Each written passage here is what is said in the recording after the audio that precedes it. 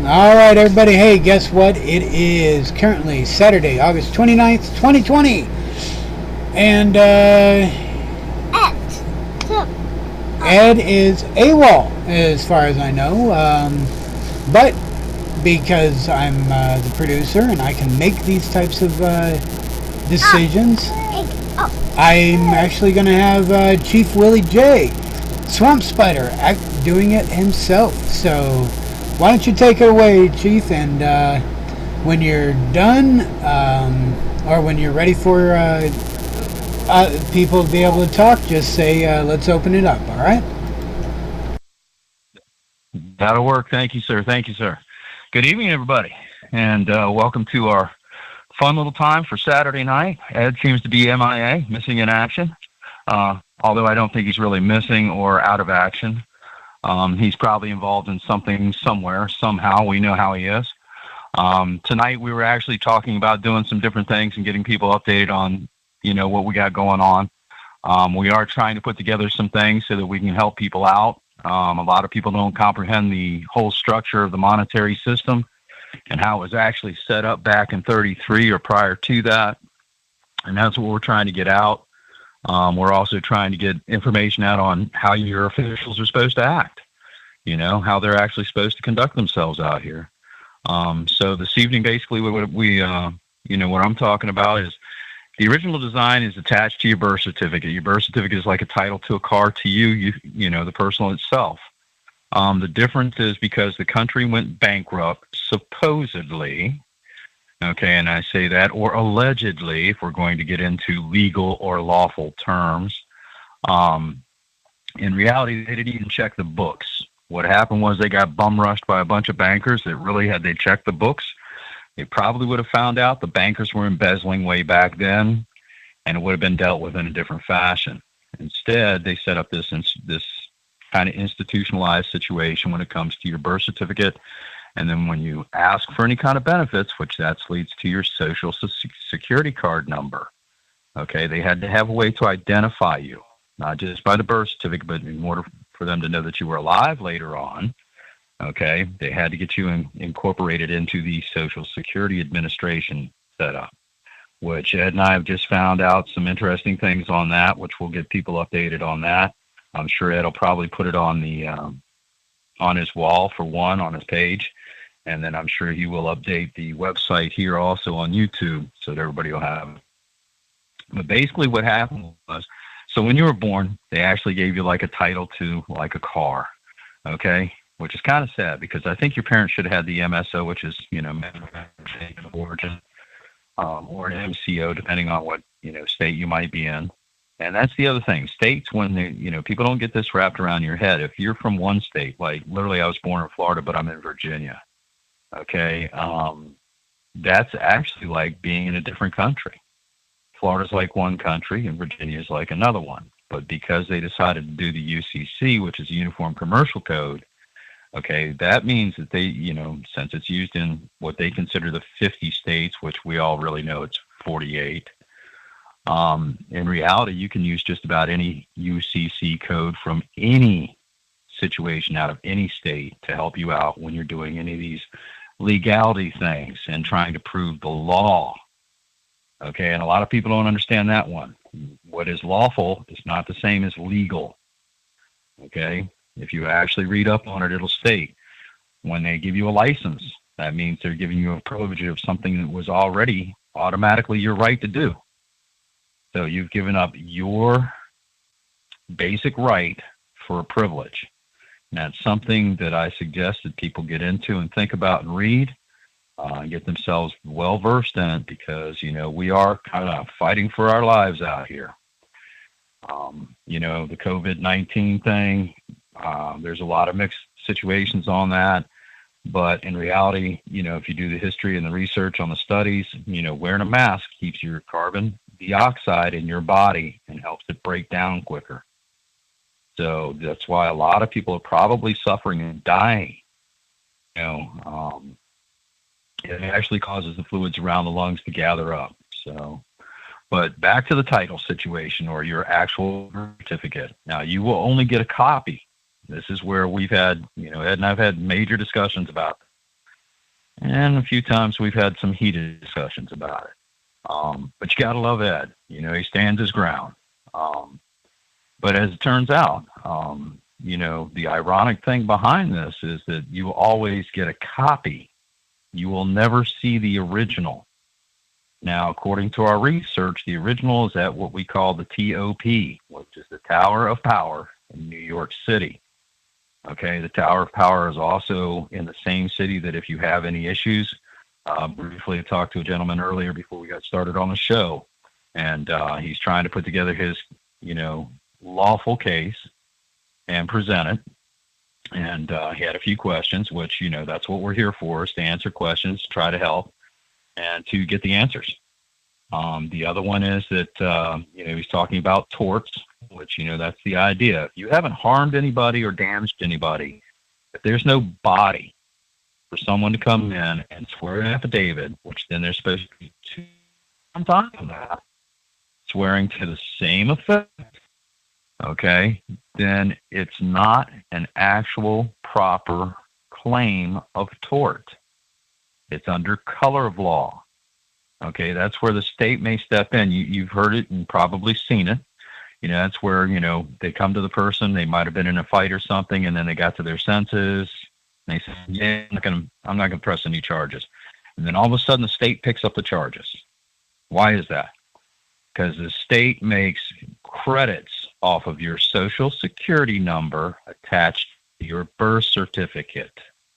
Your social security number is actually an account. It's a government account, because when they went broke, they had no collateral. They had to give up the gold and the silver. There was no collateral. So they had to use something for collateral. So let's think about that. When we were growing up, we had silver certificates and gold certificates that you could actually take that were paper money, but you could go to the mint and get that amount of silver or gold that was printed on that facial value of that paper. So if it was $1, you weren't getting a whole lot of silver or gold for that, obviously, but you could gather them up and get more. But the idea was you could take a $20 silver certificate and get $20 worth of silver, or you could take a $20 gold certificate and go get $20 worth of gold. Well, they did away with that. So what certificate did they come up with to use to back it? And that is what's known as a birth certificate. There's a lot of movies that we also talk about out here, like The Bourne Identity. There are some things out here that are trying to give you some ideas of what's going on. The Matrix, which those are true. You are born with an identity. You are living in a matrix situation. And it's sad to say this. It really is. It's a sad set of facts.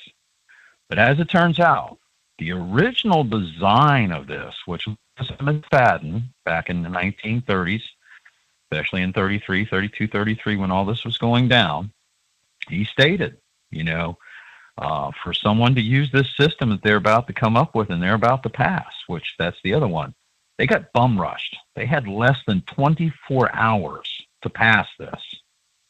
And exactly like about 16 to 18 hours to pass this. Okay, which is kind of sad. How can you make a complete decision in 16 hours with something that's about the size of a telephone book that you need to know everything about? So they kind of got bum rushed and they decided to pass it. They thought they were going to experts telling them the truth, which if anybody knows any politician, I always count my fingers after I shake my hands with them because I'm afraid I'm going to lose one. But as it turns out, the original design was supposed to be a 75, it's actually an 80-20 split, but they kind of compromised on it. It's supposed to come another 5% on taxation for fuel so that you could travel around. So it's supposed to be a 75-25 split. Okay, and the idea was the government was broke, so it needed to borrow from the people, and the people needed to kind of pay from working into a taxation situation so that it could get itself back up on its feet.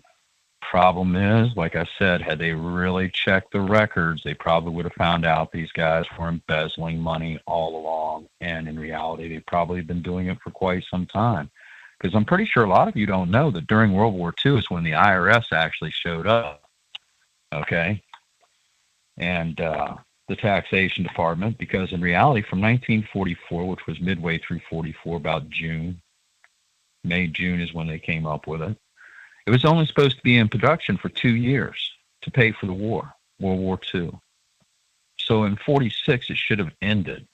Geez, that's funny. I'm pretty sure I just checked a couple of minutes ago that the IRS is still out there, and so is the tax department. So that should show you right there, for 80 some odd years now, they've been fleecing the public.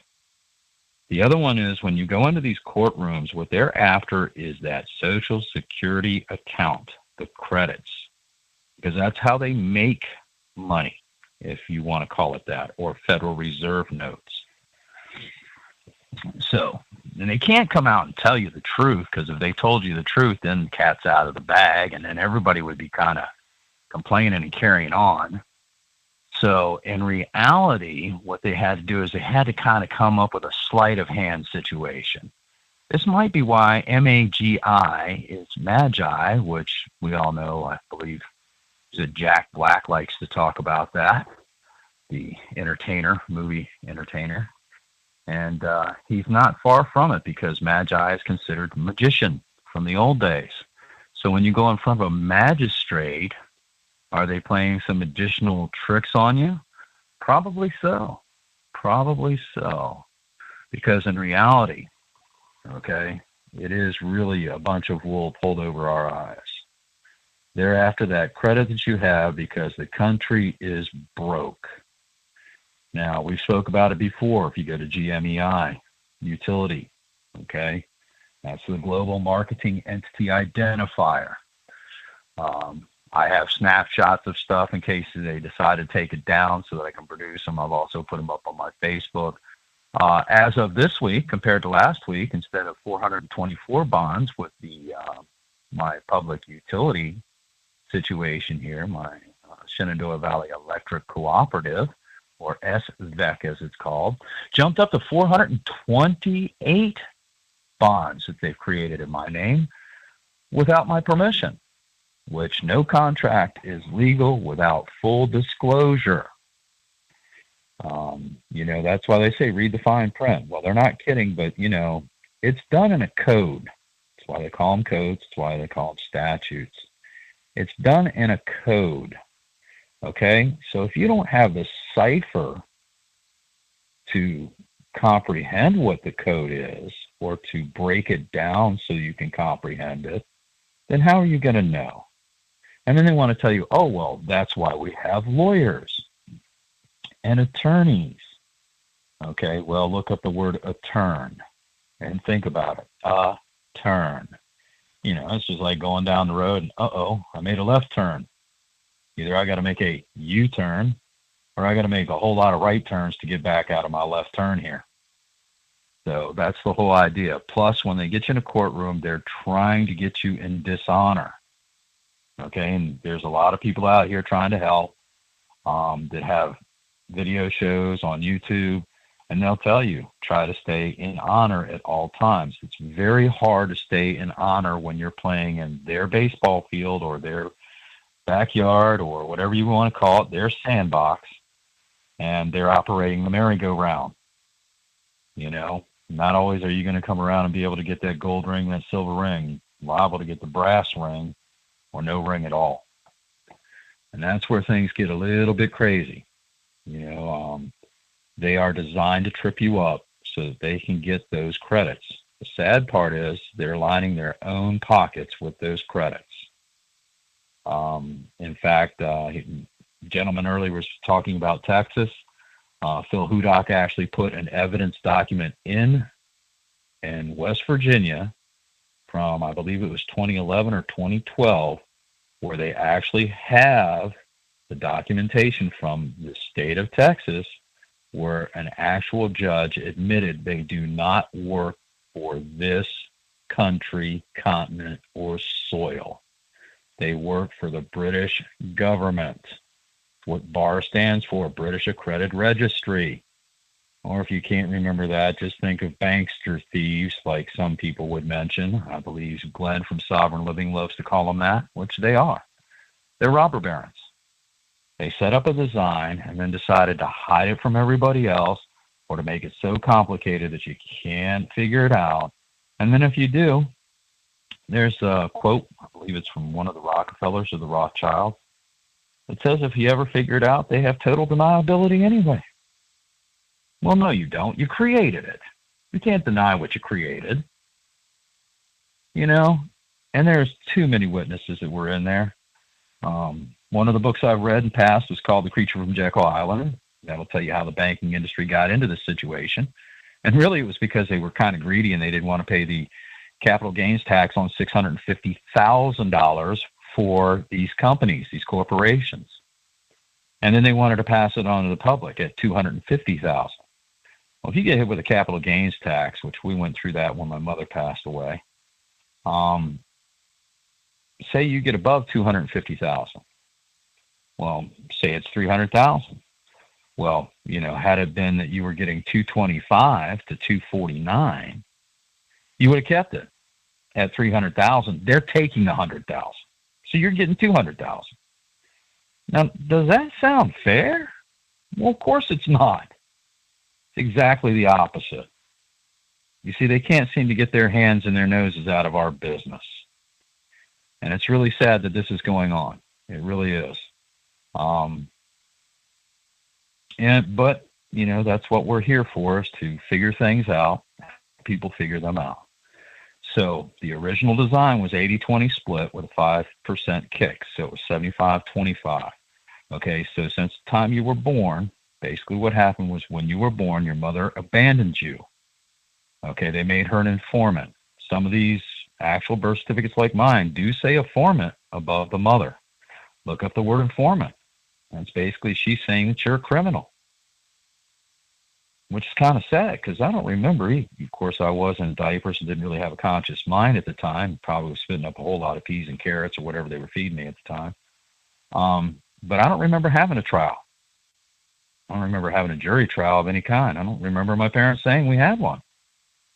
You know, so, and this is a known fact. The doctors get an extra bit of money, or what we would call in the old days, payola or kickback, okay, or a financial gain or financial influence to make sure that they got you into a birth certificate. Nowadays, if you try to get out of it, you're probably going to see the popo show up. Okay, now they're trying to defund the police department, which cracks me up. And there's a lot of controversy about that, but the bottom line of it is the police are not here. It's a known fact by the actual Supreme Court law that they are not here to protect the people. They are here to protect corporations. The sheriffs are the ones that are supposed to protect the people. But if you don't let them know what their job is, and I wouldn't go in there saying your job is this, there's a nice little booklet that Ed has on his website that you can give, and you can actually just kind of download it and forward it right to them so that they can read it. And it's actually a sheriff's handbook. So back to the 75-25 split. 75 was supposed to help the government out. 25% was supposed to help you out. So when you were born, they gave you a $630,000 basic trust fund to pay for everything in your life as you were growing up. But it didn't stop there. They had to have some insurance in case you passed on. So they backed it up with $370,000 of insurance, making it a total of $1 million. Okay, now, we all know how politicians and bankers and whatnot are. They just can't stop trying to get that money. So they started trading us at about $2 million per year. And this is a 25-year term is their contract for this. So until you're 25, which if anybody knows anything about business law, okay, or what they call business law, at the age of 25, if you had some, say, wealthy parents or, you know, you became a ward, you know, like Dick Grayson in Batman. Dick Grayson was a ward. At age 25, you would have received your trust. Okay, now you have the right at the age of majority, whether it be 18 to 21, Most of the time, they wanted to wait until you were 25 because they figured by that time you were mature enough to figure out what was going on and how to handle your affairs. You've probably gone through college, got a little bit of schooling. If not, you've been out in the working field and you got a little bit of knowledge. This is usually when people started to start families, and started to get themselves together or settle down. Well, in reality, 2 million times 25, that's 50 million just alone. Now, later on, we'll go into the nice little fractional banking situation where when you're loaning your credit to them, such as a house loan, you go to the bank and ask for a loan of $100,000. What they don't tell you is they're taking it out of your Social Security account, but they're becoming the trustee. You're signing the paperwork saying it's okay for them to be the trustee, and you're going to pay them for managing your funds, your currency, your credit. A lot of people don't know this. I have to send the book situation to Ed, which I do have, and it's actually from a CPA who actually is a professional in this. And that's what he will explain in that book. It's 264 pages long. There's another one that's a little bit shorter, it's 60 pages long, but it tells about the fraud of the situation. And it really is a fraud. Okay, you're loaning yourself the credit, and they're not going to tell you that. They figured, okay, we got you into a contract. We don't have to tell you because you're supposed to know how to use this stuff by the time you're old enough to get out on your own. Well, how are you supposed to know this stuff if they don't teach it to you? It's not like it's a college course or a high school course that you can just pick, because I doubt you'll find it. It's actually something that kind of falls under the CPA, okay, or an accounting situation. And even then, they don't want everybody to know everything, because then the cat would be out of the bag and everybody would be pounding at the door. Where is my money? Where is my credit? Where is this?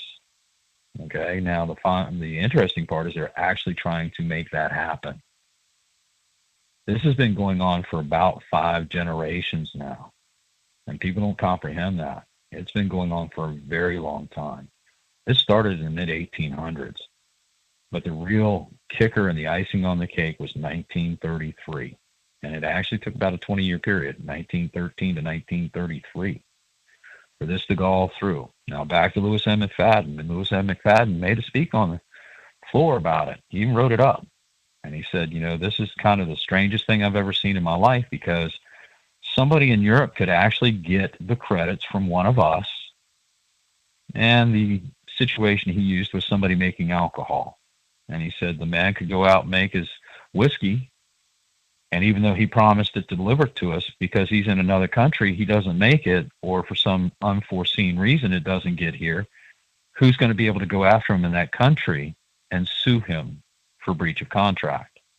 And he was quite correct on that statement, because really, who is going to do that? Well, that's what leads to all these cute little wars from time to time. And trust me, those bankers are profiting on both sides of that war. And that's the sad part too. Because in reality, we're worth more dead than alive to them.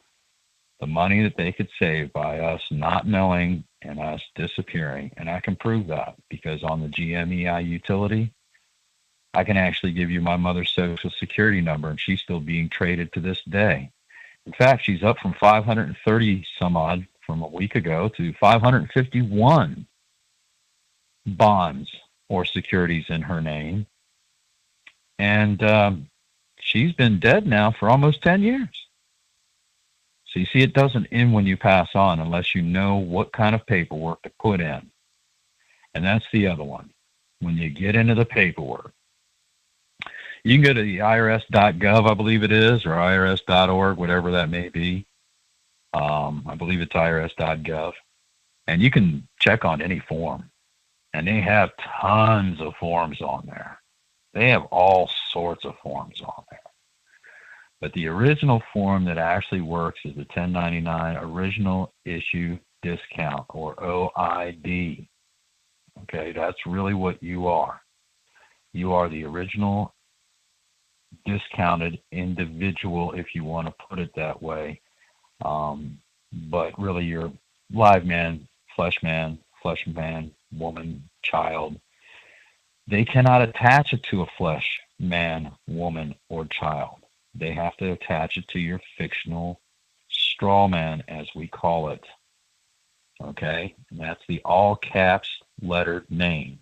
It's also known as a nom de guerre. Nom de guerre means a military name. In the old days when they used to send telegraphs out, it was all in capital letters. So, with that being said, the interesting thing is, if you really know how to do the forms, you can actually write everything off. Another one Phil Hudak did, which I believe on the Friends in Law on Facebook, Malika Ashley posted that. She recently found the updated version of the UCC paperwork and tax paperwork, OMB, Office of Management and Budget paperwork, that they wrote off trillions of dollars. In 2011 and 2012, Phil Hudak actually produced a paper and used it as evidence, and they actually wrote off $13.4 trillion. Now, the interesting part about that is that $13.4 trillion was probably the people who actually had not been able to file taxes. Now, taxes are actually voluntarily, if you really read your Constitution and you see your treaties.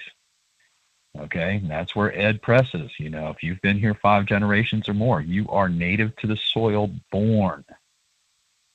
And natives do not have to pay the taxes through the treaty. And the treaties came much, much, much before the Constitution. Now, the Constitution is actually a contract. And it does have some unique provisions in it. In fact, I posted a few on Facebook tonight. I'm sure Ed will pass them on to his website. And more than likely, he'll have it up on the YouTube website. So, with all that, basically, I guess we could open up the floor for questions. And, you know, maybe somebody else can throw in some information they found out. All participants are unmuted.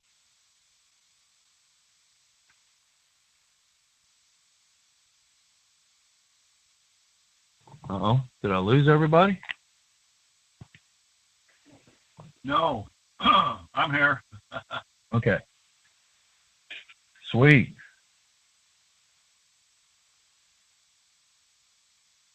Well, anybody got anything to say, basically, or any 2 cents to put in? May I? Go for it.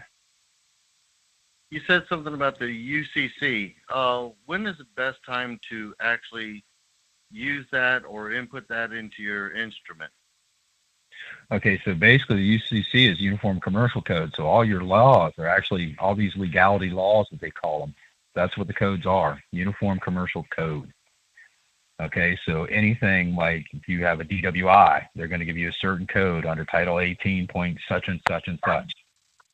Okay, that's what your laws and what you're actually looking up for to counteract them, because that's what they're supposed to operate under is the Uniform Commercial Code. And it's basically for your public servants, okay, which is your judges, your lawyers, your clerks, your officers, everybody. And they're supposed to follow those. They were actually designed for them to follow. But what they did was they used the actual birth certificate and the Social Security card to try to make us into a government employee. Okay, so like any benefits you get from them. Okay, so like, believe it or not, they consider a driver's license a benefit. I haven't quite figured that one out because it surely hasn't benefited me. It seems to have benefited them every time they yank me over. So that's really what UCC stands for, is Uniform Commercial Codes. So when you're doing your paperwork, you want to look up the actual codes to what you're going to charge them with. You know, like if you said that they basically went against you because there is no body of evidence.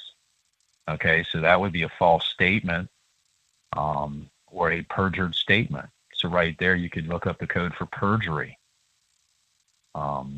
Now, that's a tough one because, you know, that's where you're probably going to have to fall under their oath of office, which is the other one. You can check with your Secretary of State or the State Attorney General as to whether or not they actually have an oath of office.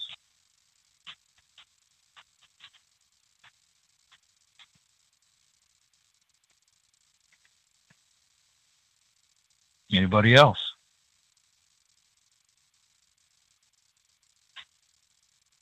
Did we lose our producer? Oh, I'm here. I'm just I stay quiet most of the time. Well, did you want to open up the lines, or did you already open them up? Lines have been open. Anybody who wants to speak can speak. Just not many want to. Well, it's a sad thing. Go for it. You mentioned Hudak. Is that Phil Hudak? Yep, Phil Hudak, HUDOC, and you can find that on HUDOK.inc, and then look up evidence documents. Under the evidence documents, he has everything there, including the one that's actually out of Texas, and that was actually done by a lawyer. And he's the one that saved it. And his documentations in West Virginia, and he went from the regular courtrooms in his territory all the way up to the Supreme Court, and then he actually took him to D.C. And believe it or not, Trump was in office when he actually did this, and nobody showed up in the courts. So he actually had an administrative ruling done on it. So that was a very interesting step. And Phil's been kind of controversial. You can actually see him on YouTube. He does a prayer meeting situation like once a week. His daughter was in some controversial situations that wanted her to take vaccines, to school, and that caused a lot of issues. And credit really for the people that have helped him. There's a few of his friends that have ditched their licenses. But you've got to be prepared. You've got to have the paperwork sometimes actually at hand with you in case you get pulled over. Oh, yeah. Yeah. Got to have something for him. So, were you saying that he's the one that accessed that birth certificate trust? Or is that somebody else that has actually done that? A lot of people have done that, what you basically end up doing, and actually, believe it or not, Ed did it. Okay, okay, and you put a value on it. Now, a lot of people you put anywhere from $100 million to trillions of dollars on it. Okay, actually put $1 billion of dollars on it. In reality, what we found out under 2025. I did the numbers crunching, and Ed did it.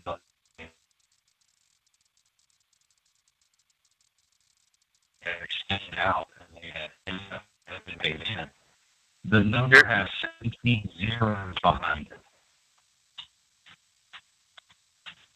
As far as I can tell, you seem to be breaking up a bit, Chief Willie. Yeah, you are. Am I doing any better over here? Yeah. Okay. Sorry, the signal's up here. I'm in between two towers, so sometimes it flip-flops. Yeah. Yeah, I'm in a marginal spot listening to you. So did he ever pay any bills with that or anything, or? Okay, so when you want to do the actual bill situation, that's where you've got to do the studying like right now. We're in the process of trying to set it up. Now, that's where the UCC1 comes in. And I'll call him Mr. V is usually on here, who did the Vulture papers. Okay, so you file a UCC1 and a UCC3, which Ed, I believe, has a couple of copies of it, but I actually have three different ones. I have the one Phil Hudak has for the actual Treasury or the IRS writing off that $13.4 trillion. There's another one that shows transient utility, and then the other one is by Patrick Devine. And Patrick actually did pay his bills off by figuring out the system. And that's what I meant by you have to know their actual paperwork when it comes from the Office of Management and Budget or the Treasury or the IRS. And now that Trump has included the Fed in there, that's going to be an interesting situation there. Not that I see anything really design-wise changing, but Phil was actually, not Phil, but Patrick Devine actually figured it out. Like basically if you're charged on a state level, it's like a 65-35 split, or they take 100%. Okay, now say you're charged like 13 charges. They're usually a $2 million bond on each charge. That's $26 million at the state level. That allows the federal to borrow 10 times more. So that's $260 million out of your account. Okay, so the total is $286 million right there.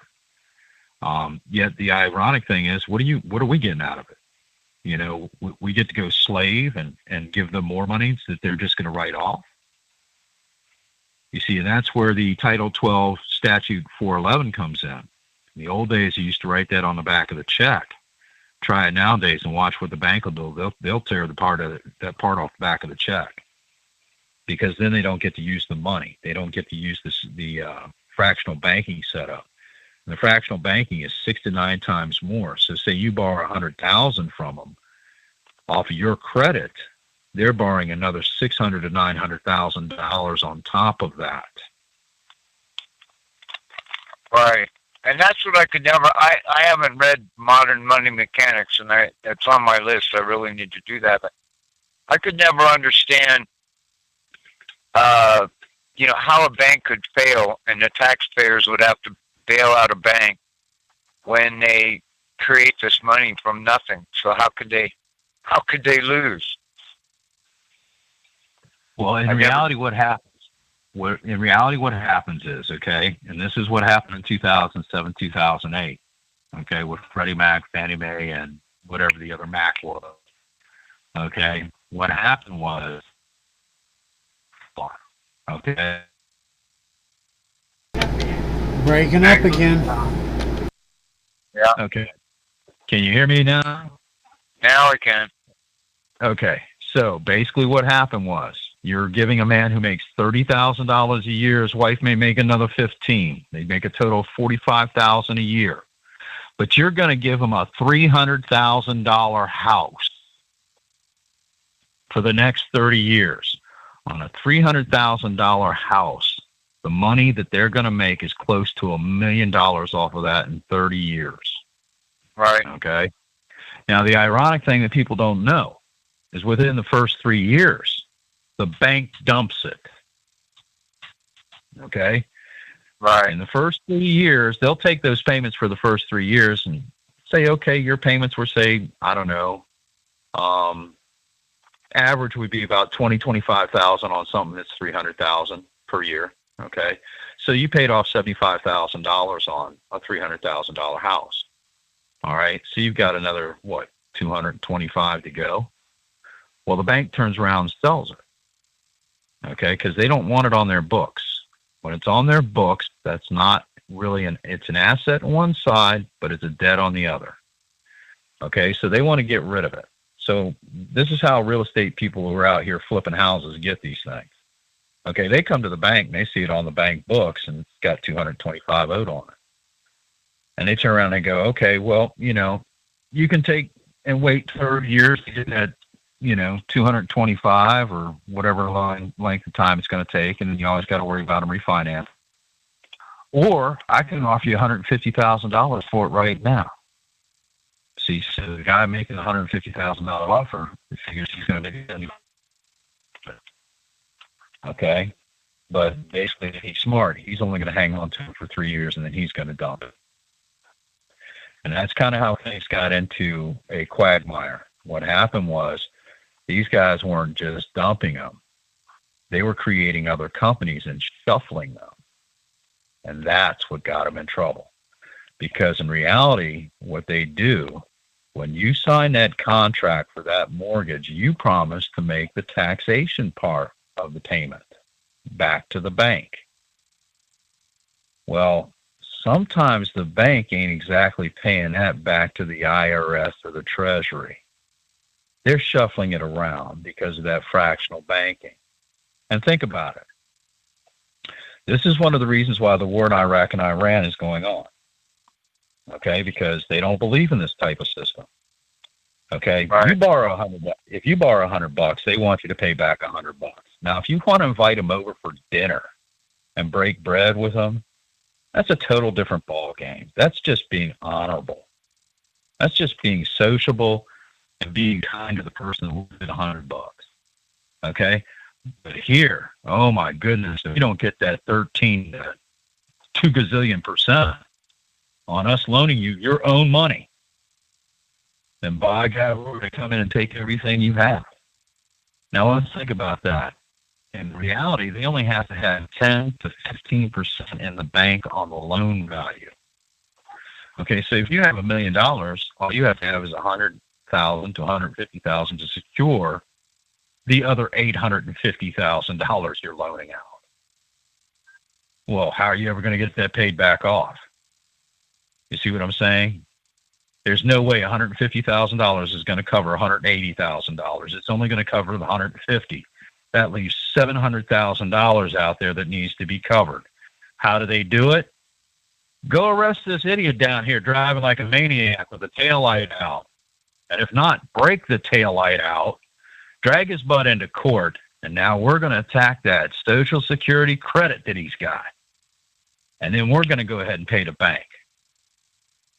A lot of people don't know it, but judges and lawyers actually get the first dibs on properties when they're taken back or done in foreclosure.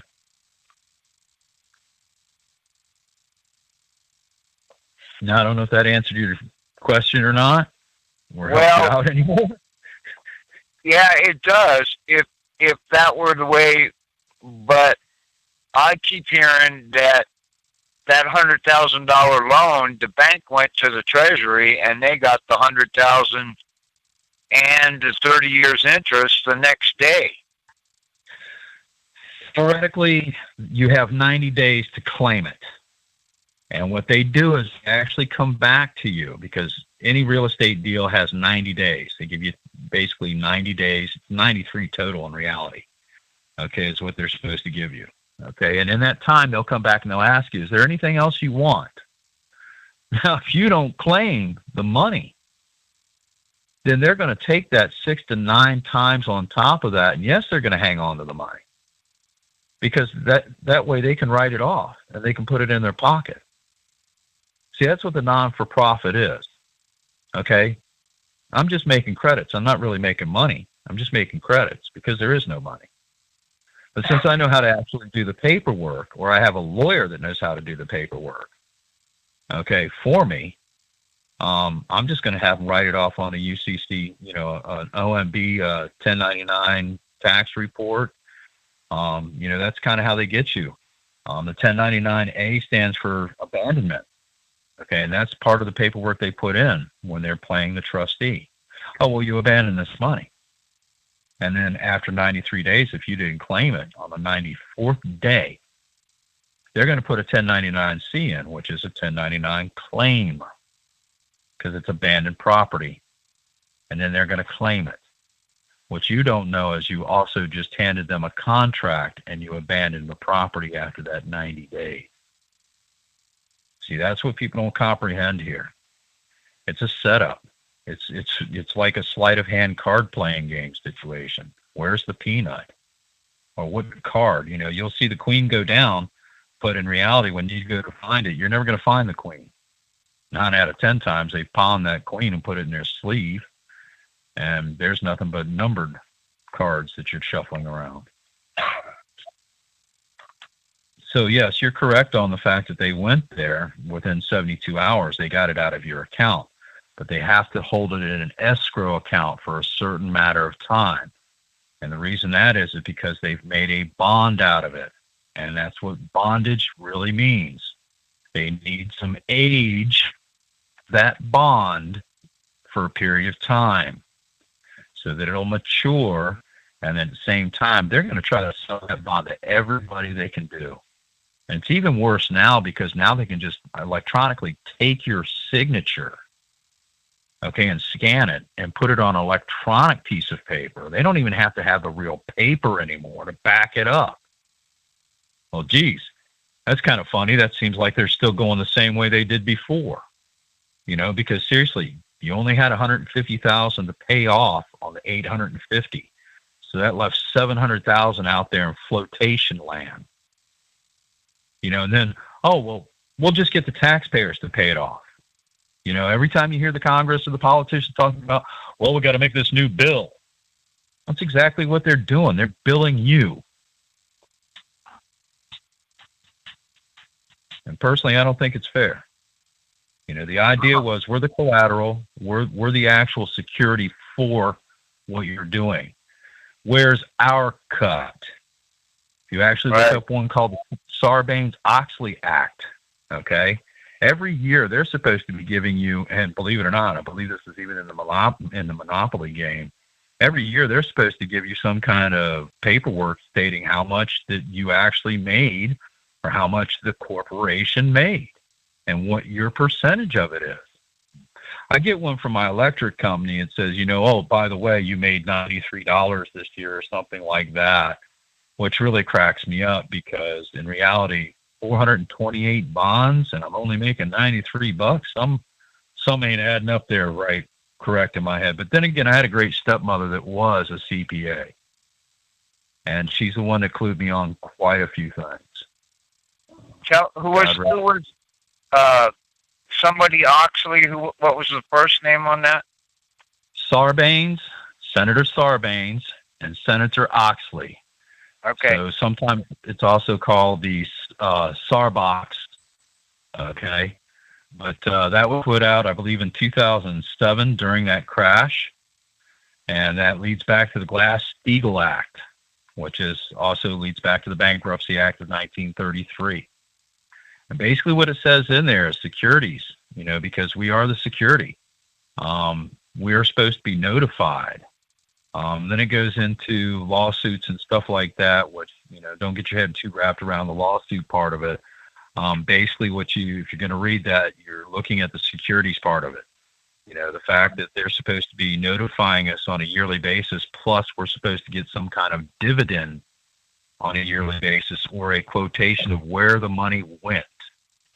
It's actually our right to know these things because we are the collateral that secures it. The government's supposed to actually tell us upon request or under freedom of information if you have to, exactly what's going on with the books. And you see, that's the thing is people always say books. So get it through your head. There's a debt side of the books and there's an asset side of the books. And that's what they're also hiding in the courtrooms. They tell you, you owe a debt to society. No, you don't. It was prepaid. Prepaid by your birth certificate when you were born. It's just knowing how to use it correctly. And you'll hear these other guys out here, your standard form 273, 274, 275. I think we briefly went over that last week. Standard form GSA forms 24, 25, 25A. Okay, but that also leads you into, if you get into your own bond situation or setting up a bond, the actual standard form 28 or section 28 will explain basically payments on contracts. Now, that's the one I was talking about earlier that Ed and I found out this week is that there were some changes in 2000 on the contracts. Okay, and what it states on those contracts, and this is the most important one that people have been missing. We were kind of in the same boat for a little bit, but, Ed goes down that pathway. Ed's got to go down that dark alley like I do. It's just, there's an attraction to that dark alley. Thank God we keep lighters with us. But as it turns out, in 2000, they changed it around and stated that the contract, the government will charge $10 a day until the contract is satisfied. All right. Well, the interesting part about it is the original creditor is supposed to get something, and so is the original workers for that contract. And that's where it gets a little bit interesting, because in reality, the person that made the contract is working for a company and is a worker. Okay, so that's kind of how they probably got us into this little jam up of we work for the government. But in reality, they work for us. It's our credit that helps all these companies out here. I don't care which one it is. I don't care if it's Walmart. I don't care if it's Shell, Exxon. I don't care if it's Food Lion. Okay, I don't care if it's Firestone. Okay, it's your credit, and you are actually a stockholder, shareholder in this corporation. You are not subject to their rules because you are not getting a paycheck from them. And that's where it gets interesting. Because if you're not receiving a benefit and you are the beneficiary, every one of us is, if you're not receiving a dividendal paycheck on a yearly basis, then where is it going? So,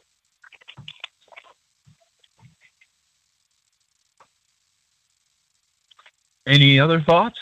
I mean, anybody else? I mean, I got one more little one for you. There's a guy who does a call tomorrow night. I don't know if you're familiar with him. David Horowitz. Heard of him. His website is called Bulletproof Solutions. Yes. And he talks a lot about trusts and stuff. And he's pretty good. His call's usually pretty good. Yeah, actually, you want to be the actual grantor when it comes to it, the executive position in a trust situation. And a lot of people do that. They put everything in a trust, including the driver's license and their vehicle, because then that becomes the third-party entity. And it can be done that way. It's just that trusts can be attacked. You know, and that's the sad part of it. That's, you know, the whole thing you're using, the actual Social Security Administration, the Social Security card is a trust. And look at what they do to you when they drag you into a courtroom. I mean, that's the whole reason they're doing it. You know, the judge gets paid from that, the clerk gets paid from that, the cop gets paid from that, the attorneys get paid from that. Everybody gets paid from that, except you. Although you have the right to ask for payment for your time. And a lot of people don't know that. You actually do have the right. Go ahead. Just bill them, right? I had a traffic matter drag on for over a year. I just got my bond money back. They didn't give me any interest on my bond money or any of that. And as far as I know, there's like at least 3 bonds they write on every ticket. Does that fit in with what you know? Okay, so yeah, you have the bid bond. That's the 273 or the 24. Okay, you have the performance bond, which is 274 or 25. And then you have the payment bond, which is 275 and 25A. Or you yourself can create a bond on the 28 side. Okay, the other one is standard form 30. You want to modify the contract. You actually can modify it by sending in a standard form 30, which actually halts the contract and halts production of anything. And you can modify it to what you want. And you see, that's where they have to almost have a meeting of the minds. Then I believe also you would probably include standard form 1414, 1416, and 1418. And that's the other one. We're actually looking up 1466 because that leads to the issues that were in the change up in 2000. And you see, the sad part is we've actually been out of bankruptcy since 1999. That's when it was supposed to end. But, you know, greed, it seems to get everybody when it comes to this whole monetary situation. And, you know, the leftovers, as we call them, or the old guard, just doesn't want to give it up. And I can see why. You know, it's not just making money hand over fist. You know, they're making piles of it, literally piles of it. So. Yeah, and then they always cry. Well, we need another tax out of you to fix the potholes. Well, you see, that's where when Ed and I start talking about Walter J. Burien and the CAFR One website. Right. Yeah, Okay. that's good. That's good stuff. I wish more people would get onto that. And like, when they call for another tax increase, then they put that out to the people, to the voters, that, hey, look, they're sitting on $2 billion right now. They don't need any more of your money. Yeah, that's the interesting part, and then what we're trying to figure out, and we probably, Ed's been trying to, I think he's going to try to set a day aside where he and I can get on the phone with Walter and talk to him together, because we've actually both talked to him at separate times, but I think together we need to hit him up, because, Walter used to be the guy they went to for investments. That's how the CAFRs were invested in. Walter was the go-to guy down in D.C. back in the day, man. He was the man to come to. But what happened was he ended up in a divorce. And they jerked him on his kid bad, man. And that's when he pissed him off, huh? Well, he found out exactly what was going on, like we're finding out. And, that's like the latest update. I don't know if people have seen it, but Trump just went and said that 350,000 children are going to be returned to their parents. And the courtrooms that took them away are going to probably be hit with trial trafficking or human trafficking, for profit. So, that's an interesting one. And then that's how we ended up finding out about the Social Security Administration stuff and what was changed in 2000. And let's think about that. That's really almost 21 years ago now, almost 20 years ago in reality. Okay, but, they don't want to call that to our attention because, that might actually help us out. And that's really what's going on with a lot of the politicians. They're afraid of what's going to happen. I mean, you piss somebody off by taking their food, taking their health, taking their money, if you want to call it that, taking their livelihood is probably the easiest way. They're going to come kick your door down, and then like the old days in the Old West, they're going to string you up. They are going to string you up for display. You might be lucky and get in a stockade, the old-fashioned ones with your hands and your head, and a wooden lock. But people are tired, and we should be. They've made enough to the point where everybody should be. It should be back like 1900s. No taxation, no IRS stuff, no real Treasury issues other than tariffs. What's coming in, what's going out. A lot of people forget about that. They're all about this, the South was all this racist people and whatnot, the Civil War and that the stars and bars and the cross and everything. Man, y'all don't know your history. Bottom line was they were putting on an extra tariff of taxation on the southern states on the ports. And it was already, I think it was at 15%, and they had jacked it to 25%. And then they were coming back and they were going to add another 15% on that. That was 40%. They were barely making it with a 25% taxation rate on it. And they said no, and they walked out. Well, that's kind of where the actual term shotgun wedding came into play, because in commerce, everything is intercourse. So they literally loaded up a lot of northern people and came down into the South and actually got like 7 to, I think, 11 people by shotgun and forced them back up into the states. And I don't really think it was Washington at the time. I think it was actually Pennsylvania. And they brought them back up here to force them to sign documents. And that's kind of how the 14th Amendment kind of got ratified. And the original 13th was knocked out, but it can be found. I think Phil Hudak actually has that for evidence. I think that was an 1852 or an 1854 document. But you can find it, and that's the one where it says no lawyers and no judges are supposed to be in that courtroom. It's supposed to be done by the people for the people, period. Not supposed to be a lawyer or a judge in there.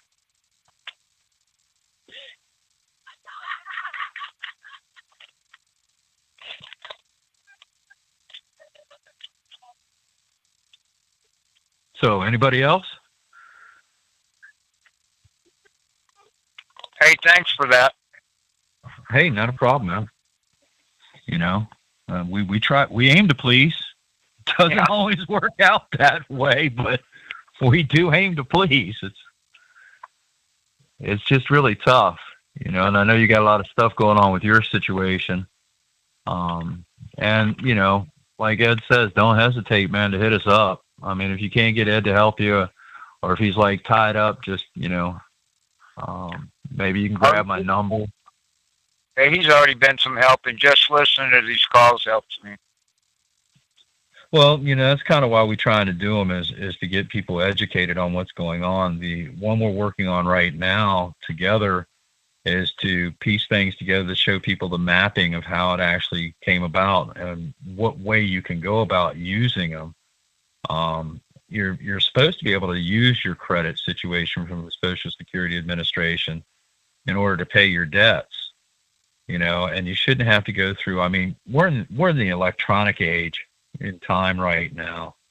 And it's sad, but at the same time, you might have to function a little bit in that realm.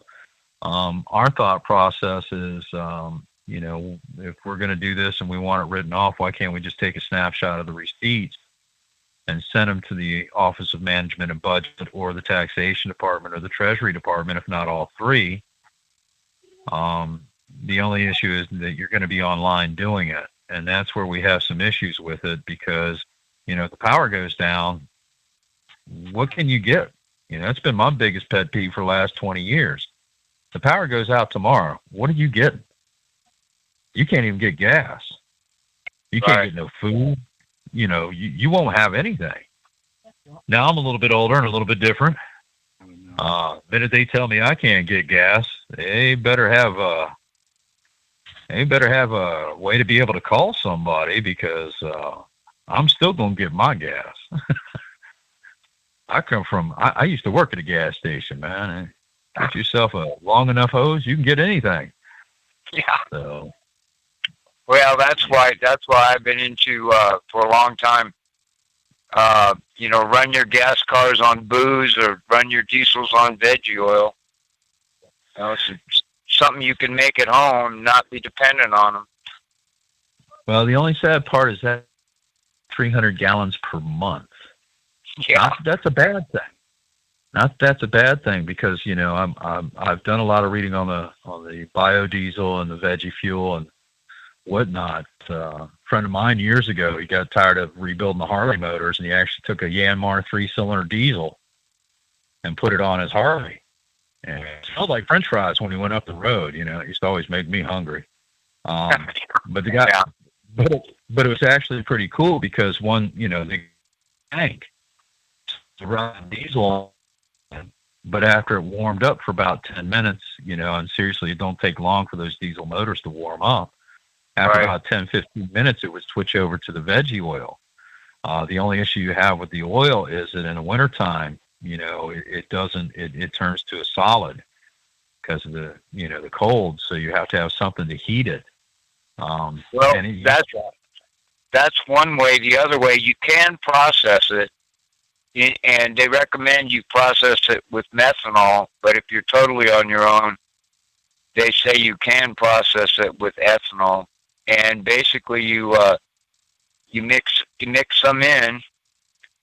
You know, methanol, that's just race fuel, so that's still available. But like I say, if you can't get that, and you do it with a little bit to get the proportion, and once you got that figured out, you mix it really good, and you heat it to 140. And 140 is not like really hot, right? Then you let it sit, and the thick stuff will settle to the bottom. And what you have left is like pump fuel. It's like winter pump fuel. It'll run in the winter. Right. So anyway, that's one way. The other way is like you say, if you have a way to warm it a little bit, then that'll work. The hippies. The hippies, the rainbow hippies in their school buses, they have like a small tank and a big tank. And the small tank, they put pump fuel and get it warmed up. And then they then they switch over. And if they're smart and remember, they switch it back to pump fuel a little bit before they get where they're going, so it'll be in the lines for startup for next time. Yeah, there's ways around this stuff. Well, my favorite is, you know how he fixed it? How? You ever seen those heating pads they got in water beds? He took one of those and put it up on the backside and on the side of the actual tank. He actually put it on the inside of the tank and then folded it for the underside of the tank and ran an electrical wire to it so it would heat up. And he had a switch for it. So anytime that, you know, it needed to be heated up, he could turn that on. And, you know, it ran directly off the battery. He just got a little bit of a larger battery. And since the Yanmar diesel actually runs more of an alternator system than a you know, generator, he basically would heat the damn oil up if it was cold.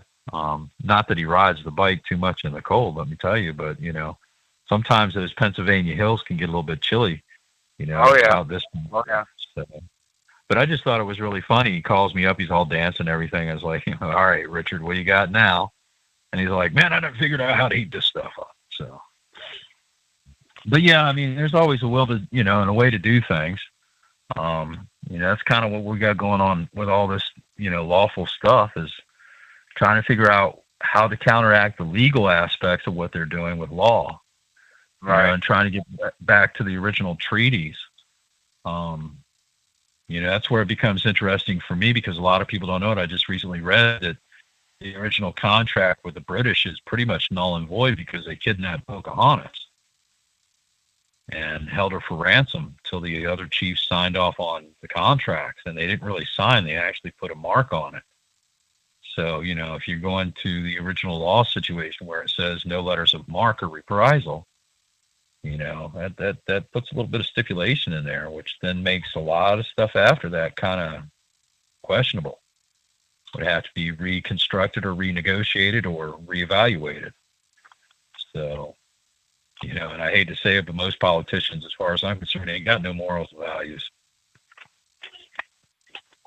No, I agree with that. You know, I just think it's sad what we're going through, man. They've got the you know, the whole country kind of divided. You know, you got blacks killing whites, you know, which really is,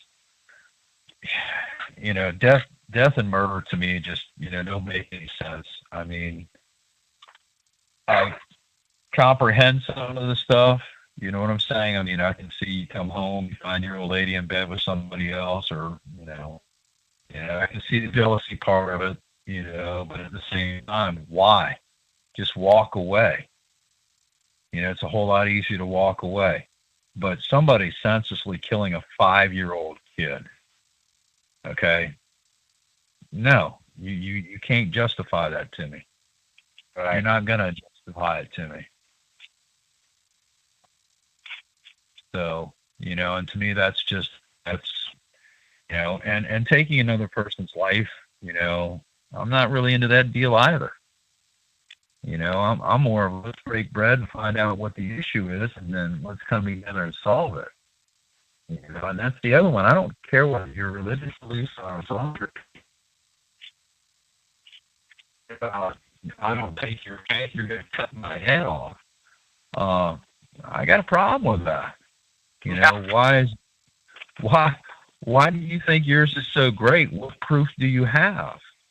You know, and, you know, if you get a really true native of the original bloodline, they're not real fond of that Bible, because that Bible was used against them. Right. You know, so, you know, and why shouldn't they, you know, everybody else seems to be able to have their beliefs and their freedom to enjoy that belief, as long as it's not causing harm or damage, you know, causing a tort on somebody. What difference does it make? You know, I had somebody arguing the other day, you know, oh, well, the blacks only got 3/5 of the vote, this, that, and the other thing. Okay, so yeah, for 5 people, you only got 3 votes. But what they didn't get in the comprehension of it all was the Indians were included into the Black Lives situation back then. They were considered Negroes. They weren't considered natives. They weren't even considered Indians. Okay, which, I don't even like that word. I think natives is probably the best way to really roll with all of it. And then it cracks me up is that Bible says, well, the meek shall inherit the earth. Well, hold up. Because weren't they the meek on this continent before y'all showed up and started murdering them? I mean, they didn't have any issues with gold and silver. They could care less about that. It wasn't money to them. They only wanted to hunt and fish and take care of their families and live their lives the way they saw fit. And at the time, people don't realize that there was over 60 million of them living here, and pretty much in as best of harmony as they could for a society of 60 million. And then you got all these other people coming over. Oh, well, you're not living right. You're living in a teepee. Well, what makes your world so much better than mine? And then look, the greed, you can even see pictures of it. There's a picture of what, carcasses of buffalo stacked like this, which we can probably consider a molehill to most mountains, but, a mountain of dead carcasses, because they were raping them for the, killing them for the fur and whatnot. See, the Indians didn't do that. They only took what they needed for food and for shelter. They weren't greedy. They were only just trying to survive. So it's sad because in reality, they didn't actually get the vote. 1842 or 43 was when the black vote came out. The natives actually didn't get their vote until 1974.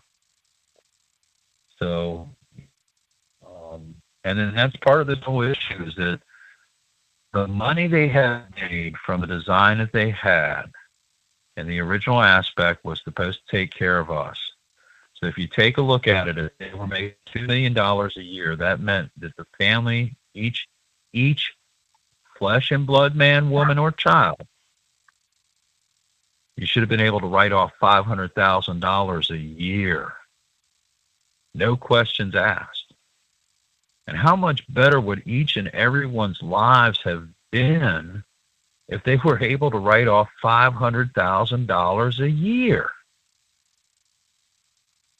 I mean, I can see some people going out there and getting a little bit extravagant on the cars and the housing and whatnot and the clothes.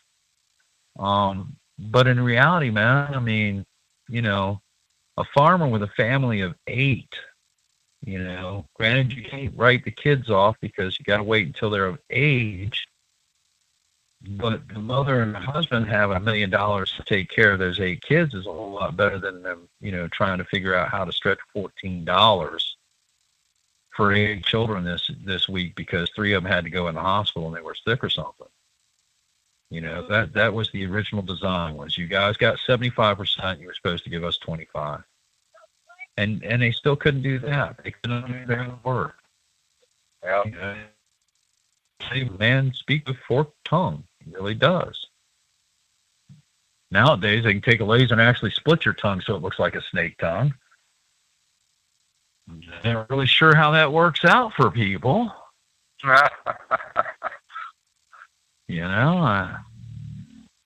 I've gone in the kinky direction on wanting to ask some questions about that, but, I figured I better leave that alone. Yeah. It's kind of like that scene in, what was it, John, Bruce Willis, Ving Rhames, what was that? Oh, it come to me. Quentin Tarantino movie. Oh, I know the one you're talking about. I can't think of the name of it right now. Dusk Till Dawn? No, but that was a good one too. That was where everybody turned into vampires. No, the one with Travolta in it, he was going after Bruce Willis movie. Oh, you're... Or the poor black guy. Oh, no, it's not Nicholas. No, I thought you were talking Face Off. No, that's Nicolas Cage. Yeah, Bruce Willis. I'm not sure. John Travolta, Uma Thurman. You're not talking Pulp Fiction, are you? There you go. Thank you. Okay. Yes, I am. Because there's that scene where Rosanna Arquette and her character has all those damn piercings. And she's talking to the girl, and she says, "Oh, yeah, well, I got the tongue done because it gives better fellatio." I'm like, well, what? Really?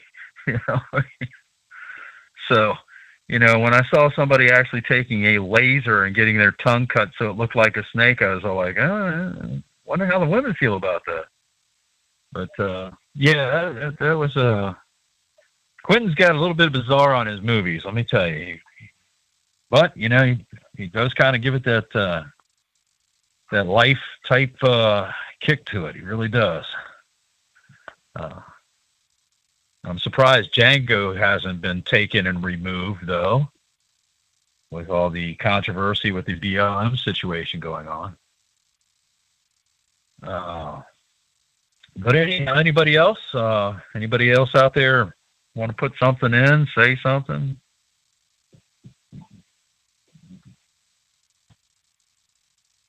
And here I hear the crickets. Mr. Producer, if that... I'm okay with that. If anybody else isn't going to chime in or, wants to chime in. And hopefully we'll have Ed back next week.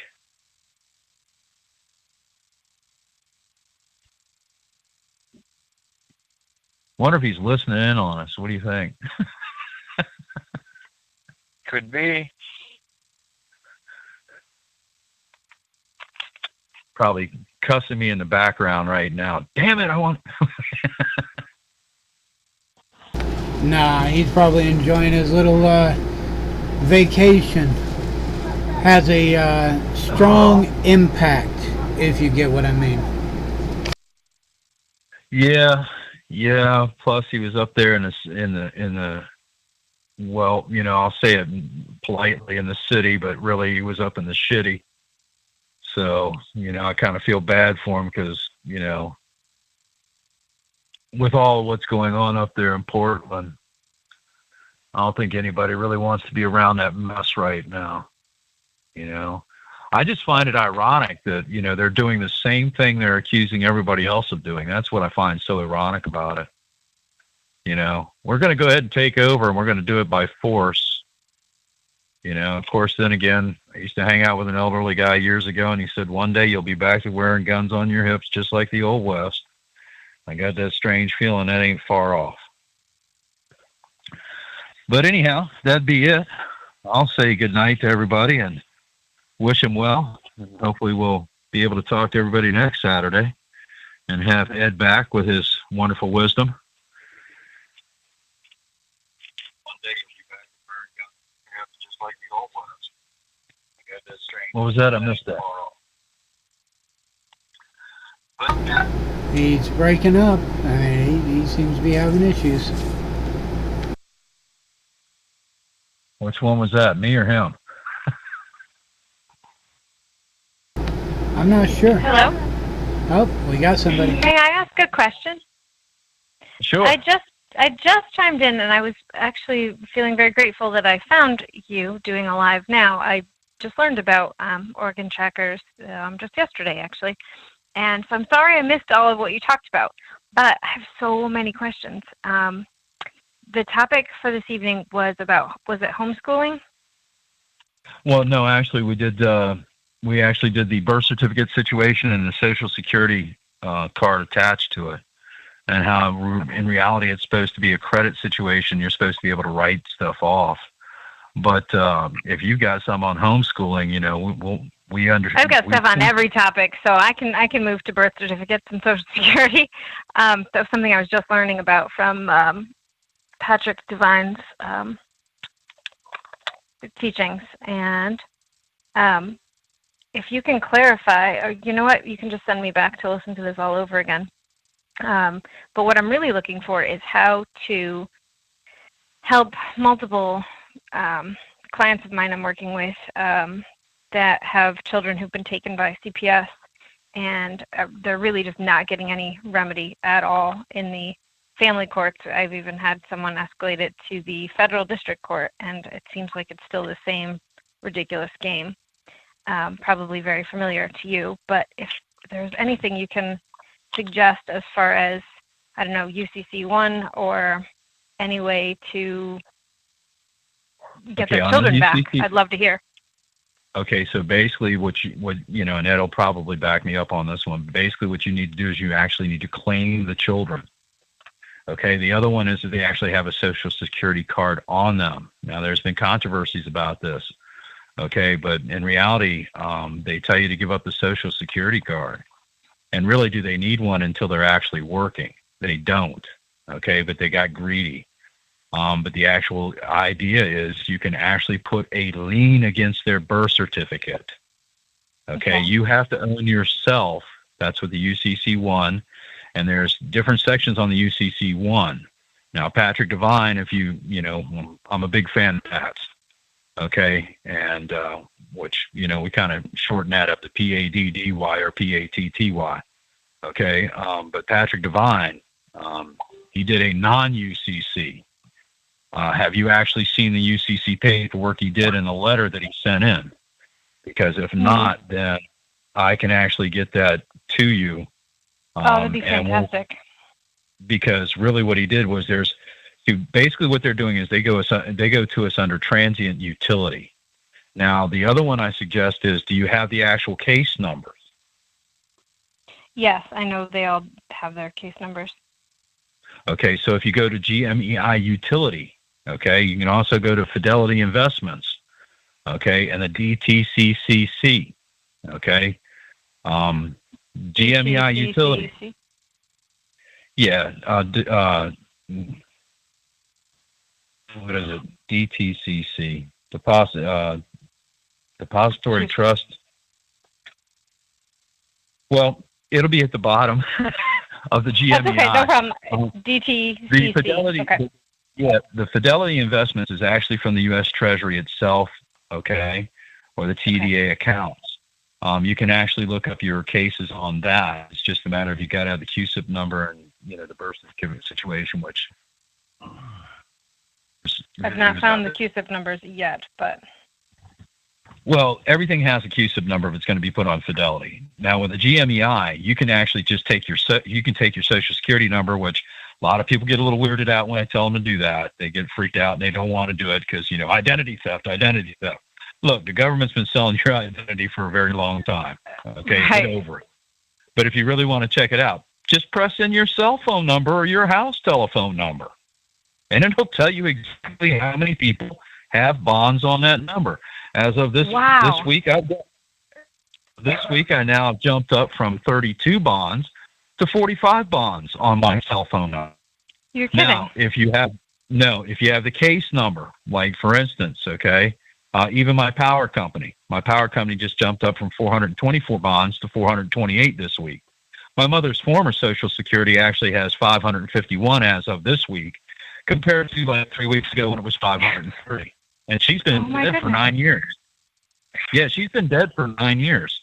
So, you know, that's kind of very interesting for me that, you know, of course, then again, you know, I'm hoping to vote Democrat this year. But, you know, that's kind of how that works. See, everybody thinks Hillary's going to the graveyard to get her stuff. Yes, it's going in these online situations. But if you go to GMEI Utility, all in capital letters, you hit the spyglass, okay, down bar. All you have to do is type in your case number, and it should have a dash somewhere. Like mine are CR, 19, 4 zeros after that, 436-00 of that kind of nature. I think some of them have a letter and a dash. Can you put the letter in too? Yeah, you can put the letter in. You can definitely put the letter in, because I've done the CT, I've done the T, and I've done the CR on mine. CR is for criminal. Okay. Now, the interesting thing is you know, like a friend of mine had 2 narcotics charges, and he was trying to figure out what the GM was in the middle of the actual numbers he had. And I was all like, that's for the global market. That's what GM stands for global market. The EI is entity identifier. We're entities, we're vessels, we're animals, we're persons, we're individuals, we're beings. Corporations, there's so many, you name it. Yeah. There's so many different ways they define us in order to, kind of us in a courtroom situation. But right now, GMEI is still kind of up and rolling, and we're supposed to shut it down. But I think because of the COVID-19 situation, it's kind of still up and going. But if you have the case number, you can probably type it in there and find out how many bonds are actually on that case number. Now, if there's a bond on it, they've already been paid. Oh. What they're trying to do is double dip or triple dip on you to get you to pay. Okay, all these parents and whatnot. What they're trying to do is get them to pay, and what they're going to do is file a 1099A and then for abandonment, and then they're going to back it up with a 1099C after a period of time. Okay, for claims. Now, if you don't do the 1099 OID for it, okay, and then let's see, it's a 1041 or 1040. 1040 you usually don't get back. 1041 you get everything back. But the 1041V, which is voucher, or 1040V is what you want to look at, because voucher, a lot of people don't know it. Voucher translated also means warrant. Okay, so if they go against that, then you can actually contact the OMB, budget, the U.S. Treasury, and the IRS. Okay, and if you're going to do that, what you want to do is you want to hit up the Constitution Division. And well, it's funny. My phone is blanking out, and now I hear an echo. Yeah, I think that we're not alone on my line. Okay. So I didn't hear what you just said. You said OMB, U.S. Treasury, IRS, and then after that, you want to use the Contracts Investigation Division. Okay, I didn't know there was one. And the minute you mention that, okay, and that's the other one. If they're railroading on this, the standard forms they need are the 1096, the 211, W9, the 1099A, 1099C, and you want to know about their tax records. That's what you're asking for. They actually have to file tax records on this stuff. See, when you go in there, the attorney is actually trying to get you to go into default or dishonor. The minute you do that, she becomes the trustee of your account, that Social Security account. Okay, and that's what we were talking about earlier. Is Ed and I found some interesting things from 2000 on the SSA accounts when it comes to contracts. The other one is, and this is one that we discussed last week, which all of these are actually on YouTube, the Oregon Tracker stuff, so you can go back 5-6 years on it, I believe it is. Okay. But within the last few weeks, like last week, we pulled one out of our backsides. Okay, when you do a W-2 or a W-4 at a company you work for, they're actually taking it out of your account and paying you. They're not paying you out of profits. They're taking it out of your account and paying you. Okay, and a lot of people don't know it, but everybody was trying to figure out what the W stands for. The W stands for weapon. It's actually a weapon. It's just a silent weapon. David Icke does a short little video on that. Silent Weapons for Quiet Wars, I believe it is. And that's actually a Bilderberg paper that was stuck in a copier that they found, which kind of clued a lot of people in that, everybody thought the Bilderberg, you got one people, that's backing the IMF, and they're the one caused all the wars and all that crazy stuff going on. And people thought that was conspiracy until they actually found this paperwork. But the interesting one is, they have to file paperwork on that. And that goes through the comptroller, okay, of the actual county, and goes to the comptroller of the state. Now, a lot of people don't know this, but unless the Secretary of State has actually put a seal in front of two witnesses, they're operating under color of law. They are not operating under true law, because everything is supposed to have a stamp and seal. Now, if you want to mess with it. What's that? I said, yeah, and it doesn't. I'm sorry, I didn't mean to interrupt you. No, it's okay. But if you really want to mess with them, go get yourself some dollar stamps and some 2-cent stamps. All right? On the front is public. On the back is private. Mm-hmm. Now, if they have written stuff on the back of the contract, okay, that's still public. Write your own up, okay, and you can attach it to it. Now, there's different ways of attachment. See, a lot of people use staples and whatnot. But when you're operating Admiralty and Maritime, you're actually supposed to punch a hole in it, use a brass ring. Mm-hmm. Okay, and an actual ribbon. A lot of people really don't get this. But the other one is, now, a lot of people put autograph, signature, endorsement, or mark, okay, on like a horizontal line situation, okay? In reality, put the stamp down, and from the top left to the bottom right should be one name. And I actually like to use 3. The reason being is, in a court of law, you have the right to ask questions. And in that court of law, when you're actually asking 3 questions, okay, you can ask the same question 3 times. After that 3rd time, 9 out of 10 times, the judge is going to take a break and leave the courtroom. Okay, if not, look for a dismissal or look for him to say, get him out of here, you know, something of that nature.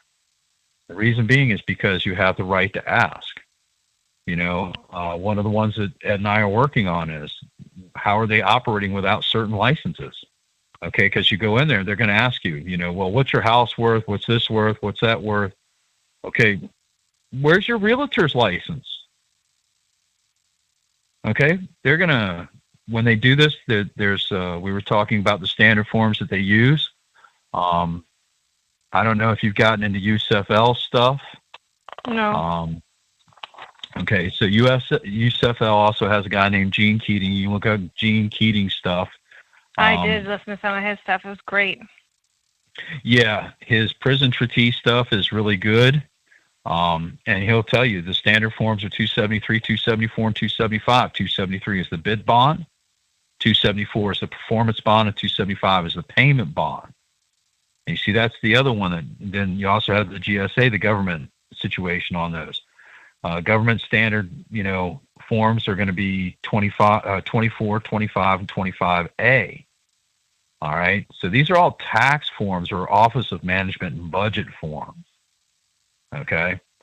The interesting one is that, you know, Ed and I were asking this last week, and I put it out there. Where's their auctioneer's license? Where's their banker's license? Because they are operating in bank, ENBANC. Okay, where's your stockbroker's license, your broker's license? Where's your contractor's license? They take your car. Where's your National Auto Dealers Association license? Mm-hmm. Where's the contract you have? Okay, and that's one of the things in the Freedom of Information Act. You can go through the Sheriff's Department and get information on the judges. Then you can also go to the state, the Attorney General of the state, and ask under the Freedom of Information Act about their oath of office. Now, a lot of people don't know it, but they have an oath of allegiance to the bar, and that's usually what they give us the override.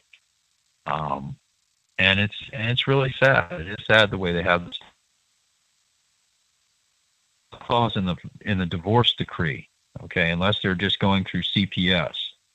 Now, if they're going through CPS, you need to ask them, where is the contract between CPS and the flesh and blood man or woman that they've taken it from? Because in reality, and, you know, I had a guy just argue with me about this, that's their biological property. Right. You really want to play with them? Yeah. Ask them to submit a DNA test to prove that they own that child and you don't. Now, this one, nobody's really done yet. Well, I'm going to do it. I've tried everything else. They say because of the parents' patriae and the, you know, what happens in the hospital, that the state owns the children. Well, in reality, okay, here's the thing. Who was the representative for the court system in that birth room? Who was it? Can't be the doctor. Yeah, probably none. So it's all fraud anyway. Exactly. But you see, that's the question nobody's asking on top of it. Can you repeat that? How did you say it? Who was the authorized or authoritarian in the actual birth room? Because the doctor is not, he's a licensed doctor, but he's not licensed in law. Does he have a bar card? And he's paid by the state and the county to push that birth certificate. Okay. And you see, in reality, you put a lien against the birth certificate. Now, granted, you'll only get a copy, but request the original from the TOP. Tower of Power, I believe it's 200 Wall Street is the address. I could be wrong on the address, but I know it's on Wall Street. Not and far all from of them that. Are there? Every one of our actual birth certificates are at the Tower of Power. Okay. Especially since they blew up the Twin Towers. And the building that got blown up that no plane hit, and no plane hit the Twin Towers either. Right. Yeah. I saw that. Have you known anyone to actually obtain their actual birth certificate? Yes. Yes, and the minute he did, he actually shut it down. And it screwed with the Vatican and the British government because they have to section you out. You're clumped between 3 to 5 and another 10. So somewhere between like yourself and 900 people are clumped into one package deal, just like any. That's how they clump real estate. They consider you real estate, okay? So they clump it, and that's how. But they have to weed that real estate piece out when that happens. Out of Florida, he actually got it, and he actually collapsed the actual account. Unfortunately, since it is on credit, he walked away with $156 million. Wow. He was 37 years old, so I don't think that's a real big deal. Well, you missed the conversation earlier where Ed and I actually crunched the numbers. And by age 25, which is the time anybody's supposed to get their trust, because really the Social Security Administration card is actually a trust fund. If you look up the St. Germain's Trust, it's basically the same principle. And really that's what the St. Germain's Trust is. Okay, people don't quite comprehend this. Okay, so at age 25, Ed and I figured out the number is ... three digits, and then there's 17 zeros behind it. Is that real money? I thought there was actually no real money at all, and this is all just... Okay, so there is, well, you know, you got to think about it, and if you really want to think about it in the creator's term, there's never been any real money. Right. Okay, gold and silver ain't nothing but a rock. Okay? People give things value. Okay?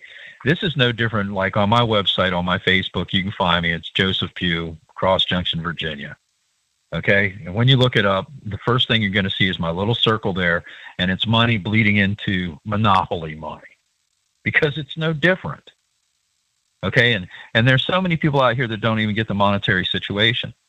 Do you know how much a check costs to make? Now, they charge you like, what, $25 for that, you know, $10 and $25 for that book of checks or that pack of checks you get. Yeah. It costs them 0.02 cents to make one check. So 5 of them, it takes 1 cent to make. Do you know how much a dollar bill costs to make? Pretty close to nothing. 3 cents. Because they own everything. They own the printing press. They own the ink. Okay, so 3 cents. So let's think about that. So for $1 million of $1 bills, it cost them $30,000. So let's just go up. Let's go 1 through 100. That's 6 different digits because you got 5, 10, 20, 50, and 100. So for $180,000, we people give that value $186 million. Damn, that's a pretty good profit, wouldn't you say? Yeah, yep. And you see, that's what people don't comprehend. And that's what's going on out here. They're screwing us left and right. And, you know, sadly, people can say what they want to be about Big Daddy Don, okay, and hot, sweet Mama Melania. But in reality, that man figured this stuff out. And he's been trying to get us our... Well, and that's just it. He's trying to get us our actual black card, as they call it. Okay, so that it would return to like the early 1900s. There would be no, you go to buy a house, you're going to buy it from a private individual, and it's not going to be like it is now. Believe it or not, people don't get this, but the minute you paid that $10, you paid for the house. I know. I've got a house right now. They've pushed to foreclosure, and that's another question of mine. Is how do I save it now that the case is closed and they just railroaded me? They didn't even invite me to the ex parte meetings that they had, and now they're selling. Actually, they just sold it on an auction online, despite all of the lawful paperwork that I had put in. Okay, so they actually sold it. They did. They sold it on an auction. I'm hoping that the guy who bought it, who came to my house, I convinced him to ask for his money back while he can get it, because I let him know that there's liens on the house. One of them I put there, and that it was done unlawfully, so I was going to be taking it to federal court. I kind of talked a little bit of fluff, but that was my intention anyway. Theoretically, to get you out of the house, he has to pay the first lien. Now, if you file your UCC1 paperwork, okay, and you put your lien at whatever you want, okay, Anna Von Wright's put hers at $10 billion. Okay, a lot of people put theirs up at $100 million. That's the first step. So in reality, they would have to pay you $100 million. The other one is go through the records and find out who has the land patent on it. In New York, I don't think any of those records are kept. You're in New York? I am. Okay. Believe it or not. Oh, you got something good. I'm so glad I called in last minute. Thank you. Divine timing. Okay, so here's the interesting part. So the Constitution itself was not ratified properly. There was only 11 states at the time. It's 22 representatives. And the 2 representatives that held out, guess what state they're from? One of them from New York and one of them from, I don't know. Both of them were from New York. Oh, wow. So what does that mean? We don't have a constitution even? The original organic constitution has never been ratified properly, nor has the 14th Amendment or just about anything. The only thing that really stands is the treaties, the native treaties, the peace treaty, the original Declaration of Independence, the original Confederation, the Articles of Confederation like Patrick Devine talks about. Patrick was a very intelligent man, very, very intelligent man. He even figured out how things work. I mean, the state gets you for $26 million. The federals get you for $260. They get 10 times more. And he was actually at the point where he was trying to write off the deficit. That's where he was before he passed on supposedly to leukemia. But his final letter to them was basically he wanted his black card and he was giving up everything. And that's part of what you've got to do if you really want to get out of this and you want to be self-governed and you want to be out of the system. You're still sort of in the system, but basically what it is the other one. Do any of you have passports? I have an expired passport. When did it expire? Oh, many years ago. Probably 5, 6, 7 years ago. Okay, I don't know. How long are they good for? So they're good to 5 years after the expiration date. Mine ended in 2015. Yeah, mine ended in 2015, but it's actually not done until next month on the 28th. Now, here's the other one. A passport. When you go into the courtroom, you're on the what? The docket. So you've docked. You're going by Admiralty Maritime Law, okay, which they want to do as contract law. But their contracts are not proper because they are not stamped and sealed. The stamps and the Stamp Act really have a lot to do with this, plus the actual complete way of doing it. A lot of people want to sign their name across the, you want to cancel it out, right to left to right, right to left. Right to left, you want to cancel it out, or left to right. But you want to write your name on a 45-degree angle from the top left to the bottom right. Anytime you put stamps on top left to bottom right, you write your name across that, and then from the top right to the bottom left, what's that? So you go from the top left to the bottom right, like on a 45-degree angle. Okay, Right. but you want to cancel out the stamp. Most stamps have some kind of design on them. You can actually get your own stamp and seal situation from the U.S. Postal Service. Now, what people don't get this, okay, and, once again, they're all over Trump for doing this stuff, but in reality, he's trying to get it back into the hands of the way it was designed. And the reason stamps are so valuable is because they're the only company that is still backed by gold and silver. Banks are not backed by gold and silver, but there's two banks. If you listen to Patrick Devine, there's two banks that operate in the Postal Service. One is for the flesh and blood human being, and the other one is for your straw man, your all capital letters name. The other one is the paperwork you get from any of those clowns could have somewhere in it all capital names or an all capital something. Okay? I don't care if it's your last name. They've been doing this one where they're putting the last name first and they put it in all capital letters, like a bunch of idiots. That's kind of how things came about to where I'm at right now, and I'm getting ready to do some very strange things. I'm very common sense, and if it doesn't make, I'm also a mechanic. Okay, so if I can't tear it apart and put it back together, then it's junk. And if I tear it apart and I can't put it back together and it's in law, then it's not law. It's legalese and it's junk.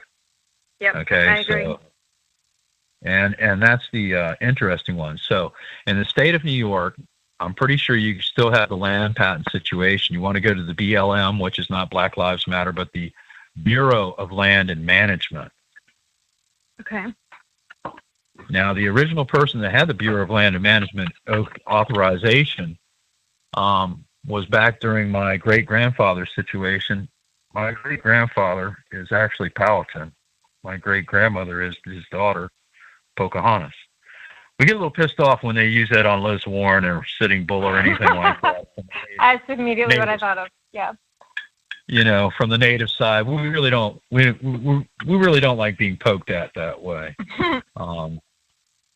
But the original land patent was given to John Smith, which was illegal. Okay, and that's the interesting one, is that since I'm a direct bloodline, which I found several of my relatives' direct bloodline just last night, as a matter of fact, on Facebook. The land that is owned by Powhatan and the 30 tribes stems from the very tip of it, through Richmond, Virginia, and guess where it ends? Where? On both sides of Maryland and Virginia. And the White House and all but about 10% of Washington, D.C. sits on our land. Interesting. And they about 528 years behind on the rent. So I believe they ain't going to like my paperwork when they get it. Oh, I can't wait to hear how that goes. Please be careful and be safe. Oh, honey, I always expect the bullet to come. Okay? I mean, let's take a look at it. If we're going to go by the Bible, okay, and I hate it when people call him Jesus because we didn't speak English back then. His real name was Yeshua. Yes. Yeshua ben Yusef. Okay, Yusef is actually Joseph in Hebrew. Okay? That's the bizarre thing. My family bloodline leans back to 1,540 years ago to 6 generations of Judea kings that ran Judea with their families. Then you drop down, it actually goes to, believe it or not, his mother is a part of my family bloodline from the first original tribes created. So Christ comes from my bloodline. Then you drop down, then you get the first French king, Constantine I, and there's several others in there. There's some guy named Gorm or something, de Gore or some. He's another king in the family bloodline. Then you get about 1,360 years on the other side, and it drops down to Julius Caesar.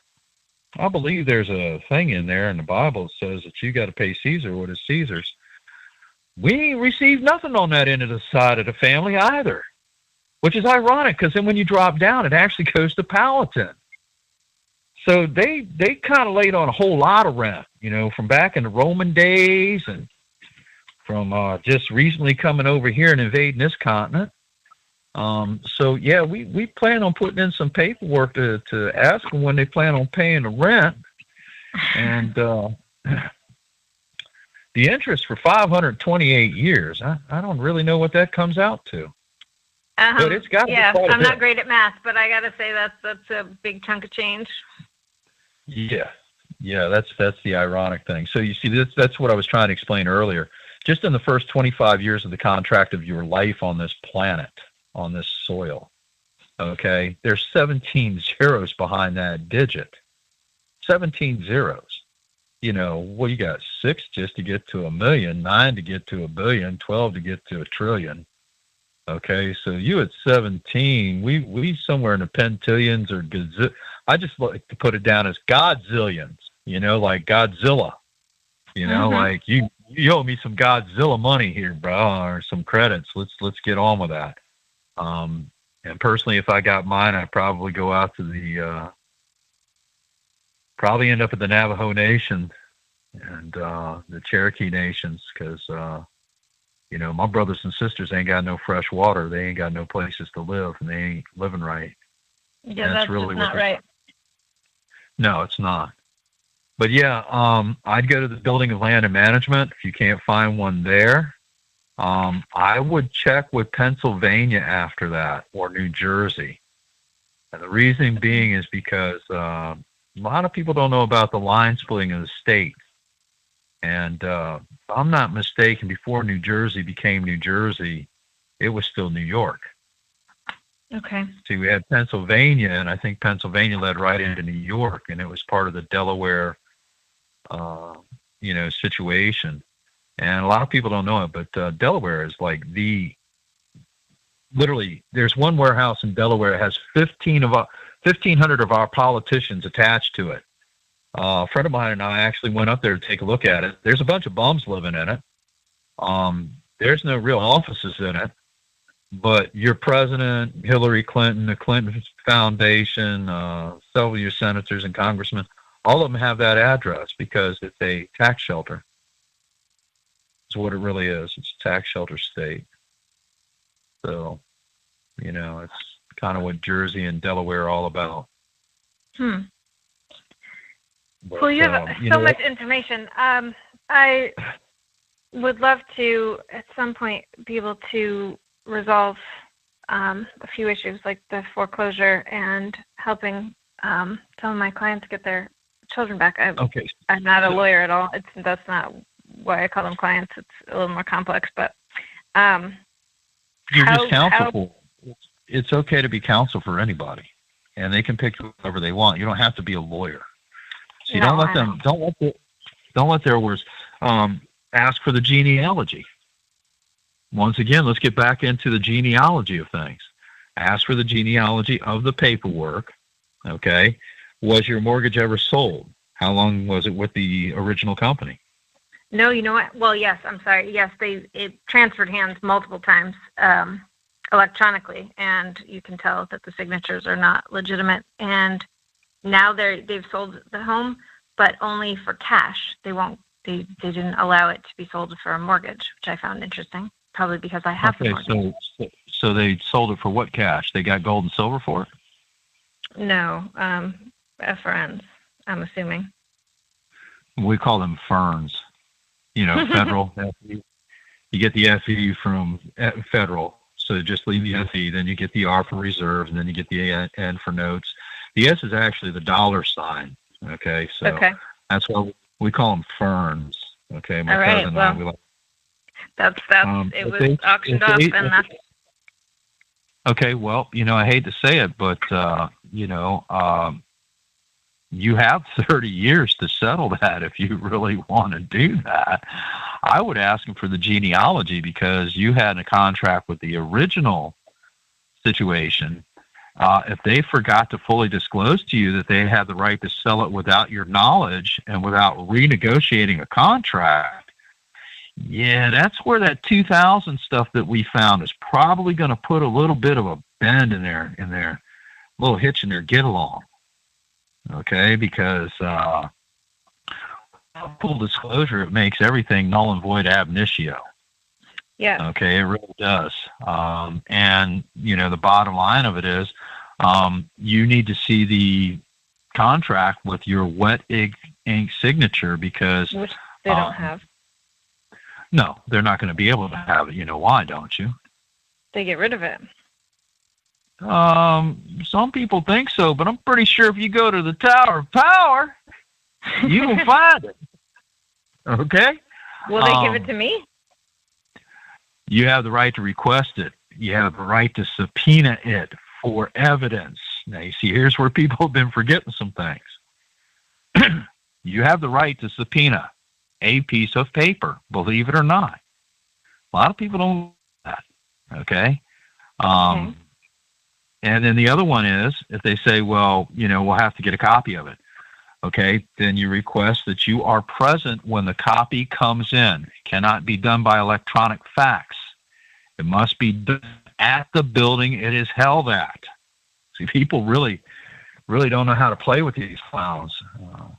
Probably helped that I worked on Capitol Hill some 30 years back.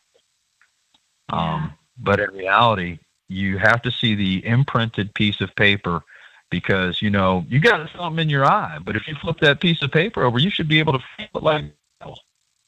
Because anytime anybody puts a signature on a piece of paper, there's an indentation to it, just like they would do a Braille book.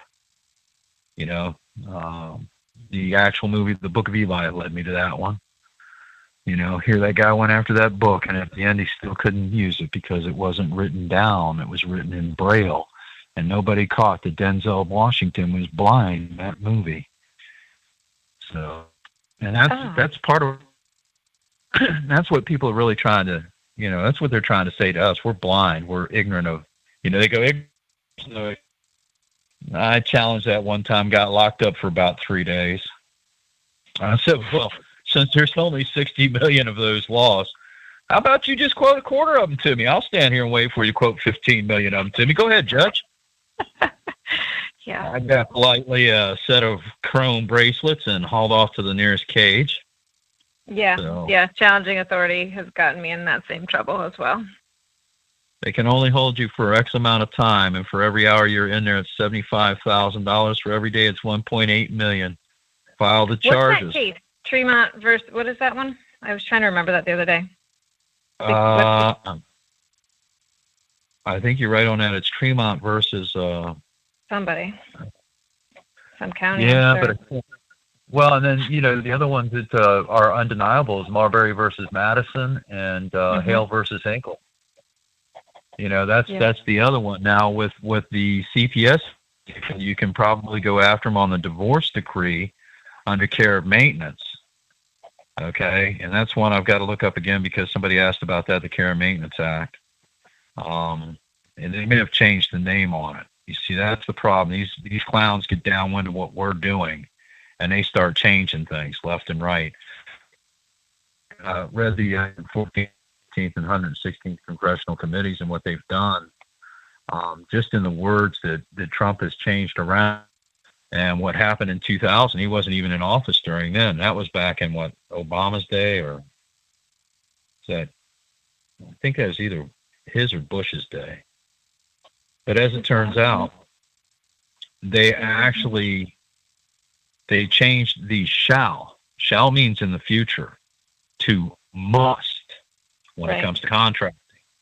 And that's where it gets a little bit sticky because in reality, the person that's operating under the contract, say you're the contractor, okay, come in, you've given your bid on the problem is it's gone south of the border, give you a bump in the road situation. You were digging and you thought you got a straight shot to digging this floor and digging it out and you had to go 3 floors underneath, for a garage underneath it. Problem is you got one garage level below and found out there's a lot of stone and rock. Okay, and your contract now is not going to cover the expenses to get that stuff blasted out of there. Form 30 comes in. Standard Form 30 is a modification of contracts. You also have, Standard Form 14, 14, 14, 16, and 14, 18, I believe, complement those. And then there's also, 13909 or 13309. Then you have the 4506, which is them finding out whether they're a nonprofit. And I believe that's 4506A. How would these help with these CPS cases? You got to find out if they're a not-for-profit organization. If they're not-for-profit, then why are they attacking you? Why are they taking the children? A lot of people don't know this. It's $7,500 a head for them, per child. $7,500 How much is a head. $7,500? $7,500 a head. Yeah. For $7,500. I'm sure. Well, that's how they're doing it. They're tapping the security number and trying to deprive people of quite a bit of their credits, which is just, it is what it is. It just sucks that you have to go through it. But then again, the other one. Get all that money back, the money that is profited. I mean, the money's not an issue, really. It's getting the kids back. But all of the profits that they've made should be refundable to the people that they've taken advantage of. Well, since you weren't here earlier, that's one of the things we discussed. I'm sorry. No, it's all good. It's all good. Don't be sorry. We don't think anybody's I don't want to take sorry. up your time with something you already went over. No. Look. They repeat stuff to pound it into your head to be a good little slave. A lot of people haven't figured this out. You were entrapped by enslavement the minute you came out of your mother. Okay? By that doctor. More like rot crock is what it is. But as it turns out, all right, this week Trump put out he's going after the CPS. Really? I wondered when that was going to happen. I can't believe I didn't hear that. Oh, yeah. Yeah, it's been going around for probably about a week now. But, yeah, he's going after CPS, so you can actually probably get that off of Facebook. I don't know if Ed's got it posted on his wall yet. We'll have to wait and see how Ed's doing. Where is Ed's wall? I'm just learning about you guys. Is that on Oregon Trackers or is that somewhere else? Yeah, if you actually type it in, it'll come up on Facebook. And then on top of it, he has a website linked to that.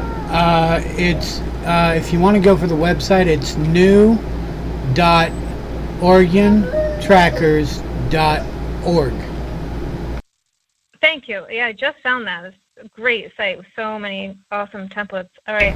Thank you. I'm the web designer too.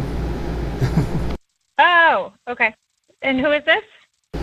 This is the producer. I basically don't give my name or anything out because Ed told me to stay in the background, and that's what I'm doing. Well, that's wise. Thank you. I appreciate you chiming in with that info. And yes, it's great info. So please keep it up. Good work. And then that's why I go by Chief Willie J. Now, a lot of people don't know their history. Yeah. Okay. So the Willie is William. The J is for Joseph. Okay. So William in Christian meaning means devout protector. Joseph means to increase God. Although we don't use God in legal terms because nobody does. It's called the Creator. It's just like a lot of people. The one that just came out in the last 24 hours on the congressional floor and the committee, they're going to be talking about legalizing marijuana. I'm like, yeah, okay, well, I've never seen hemp in any law book yet. I've never seen Konehbosm, Konehbosm, in any law book. I've seen it 882 times in a Bible. And if you press it in to see what it is, it's going to come up marijuana. Well, marijuana is the Spanish slang term. Not real, I've got family that's Hispanics, and, I've been meaning to really kind of learn the words, but, we didn't really call it that back in the day either. So I don't know what to tell people, but, I got into an argument with, I wouldn't say an argument, probably a heated discussion would be a better way of describing with a guy And he said, hemp is not the same as marijuana because of the THC level. I said, really? I said, do you think the sun and the wind out there know how much THC level is the same DNA that they both come from? See, a lot of people don't get that DNA part. The DNA of a hemp plant is the same as a marijuana plant. They're both identical. It's just one may not have as much THC in it depending on how you raise it and whether or not you cloned it. So you see, people. All right, Willie. Are you trying to go for Ed's record on longest time rambling on? I know she's asking a lot of good questions and a lot of great questions, but you know, you probably put a few other people asleep already. No, but my thought process, if she wanted to get a hold of me, it's chiefwilliej@gmail.com. Thank you. Willie, You're welcome. W-I-L-L-Y or I-E? Nope, W-I-L-L-Y. And just J. Just the letter J. Yep. At gmail.com. Gmail. Great. Thank you, Chief Willie. You're and welcome. The unnamed gentleman. I appreciate you both. Yes, you really have to thank the producer on this one. You know, so is that Ed? Is the producer Ed? Well, we try to keep it at a certain amount of time so that we don't go over because YouTube kind of gets a little bent out of shape about that. Plus, we have to kind of like keep our words to certain aspects so that they don't. We've had a couple times where it's disappeared because they're reviewing it to see what we said. Okay. Because maybe we got a little foul mouth from time to time, or maybe we hit a nerve they didn't like. It's kind of like Facebook. You don't want to tell the truth on Facebook because it'll get removed. So, but anyhow, with that, it's been a good night. Wish everybody a peaceful week. Hopefully, we'll get you back here next Saturday, and we'll have more questions and more answers. And with that being said, thank you, Mr. Producer, for putting up with us. And everybody else, and hopefully you'll have a good night, and may the Creator bless you all, and may you have hopefully a non-combatant, non-belligerent week with any people out there. Thank you all. God bless. Thank you for listening to Disclaimers by Chief Willie J. I'll make this short because honestly, I got my bloodline growing, and sometimes they get loud. So with that, remember, you are who is the owner of your bloodline. I've already done my affidavit claiming my bloodline, my descendants here, and my spouse, and she's done the same. So we've claimed each other and our children.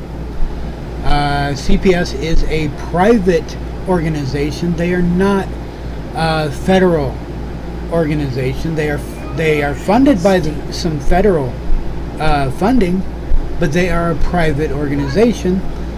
There has been proof out there, and back in the 80s there was a huge issue about child trafficking by the CPS, and I think only about 20% of them ever got found.